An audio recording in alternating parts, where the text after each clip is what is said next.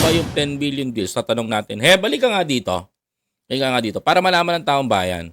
Diba? Ano ang nabili nung Parmalee scam? Ito yung Parmalee. Ito ka to para makita ng tao. Baka sabihin, peke, AI ka. Ano ang nabili? Yung face mask tsaka face shield. Umabot ng 10 billion. O mamaya pag-usapan natin yan sa podcast. Abangan nyo. Yan ang pinakamatindi doon. Mga kababayan ko.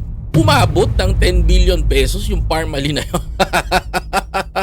Di ba mga kababayan, ang laking cover up nito na ginawa sa bansa natin. Sa malalaking personalidad na konektado rito, ang Pangulo mismo at sina former Health Secretary Francisco Duque. Ayan. At negosyante at kaibigan ni FPRRD na si Michael Yang at yung negosyanteng si kung di nyo na itatanong, ano yan eh. Yan yung isa sa mga may-ari ng warehouse sa Valenzuela na binagsakan o diniliveran ng magnetic lifter na may lamang tone-toneladang ipinagbabawal na gamot. Yan yun mga kababayan ko. negosyante at kaibigan ni FPRRD na si Michael Yang at former PSDBM Undersecretary Lloyd Christopher Lau. Sisilipin natin yan kasi nga parang nalimutan na naibaon sa limot pero hindi dapat makalimutan talaga itong mga gantong kaso. Yan Kasi mga kababayan ko, grabe to si Boy. Ano kayang sasabihin ng mga actually ika-character assassination kagad din na to mga kababayan ko kasi maingay na kagad, beginning pa lang mga kapatid. Natin mabigat ang alingaw-ngaw at marami nagsasabi na may nangyari nga masama doon. May naging pagdinig ang Senado, ngunit hindi na umandar mula doon. Yun nga sinasabi natin mga kababayan.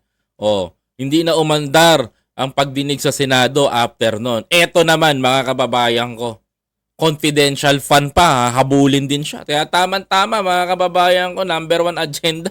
Habulin, number 2 agenda, habulin mga kababayan ko. Itong mga Kasama rin sa mga bubusisiin ni Remulla ang plunder and corruption cases ni Vice President Sara Duterte. Ayan, para malaman natin. Ngayon, magkakaroon ng kaliwanagan ngayon sa taong bayan. Alam nyo, magkakaroon ng kaliwanagan ngayon sa taong bayan, to be honest. Bakit ko nasabi magkakaroon ng kaliwanagan sa taong bayan? Kasi, even Justice Lenin gumawa ng ibang klase. Doon pa nanumpa si Duterte nanumpa si Remulla doon sa Chief Justice sa pero ngayon, siya ang ombudsman, mga kababayan ko. Ewan ko na lang kung hindi magbalanse yan.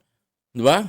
Ng alleged misuse ng kanyang confidential funds. Ito, that is alleged misuse ng kanyang confidential fund. Well, ako interested na alamin yan Kasi until now, mga kababayan ko, pinananagot pa rin siya ng taong bayan.